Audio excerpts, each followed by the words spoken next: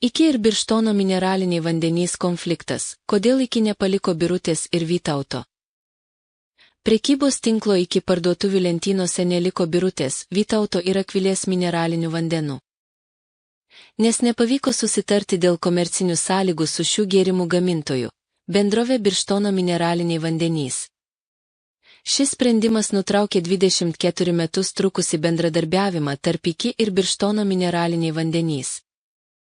Pasak šaltinių, dėrybos tarp šalių nepasiekė abipusiai priimtino susitarimo dėl kainų ir tiekimo sąlygų.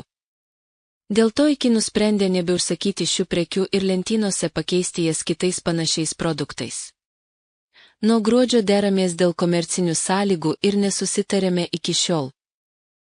Jau ir vasaris įpusėjo, o susitarimo neturime. Tikimės, kad greitų metų grįšime į iki lentynas, teigė Birštono mineralinių vandenų ir ko vadovė Aistė Miliūtė Pranskuvienė. Ekologija yra labai svarbi, tačiau tai reikalauja didesnių investicijų.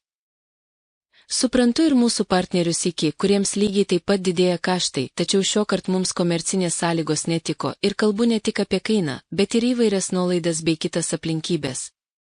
Teigė A. Miliūtė Pranskuvienė. Iki komentaras. Iki tinklo atstovė Gintarė Kitovė teigė, kad santykiai nebuvo nutrūkę, tačiau tinklas buvo įspėtas, jog nesutikus su didinamomis kainomis, naujų užsakymų nebegaus. Kitovė patvirtino, kad dėrybos tarp įmonių vyksta.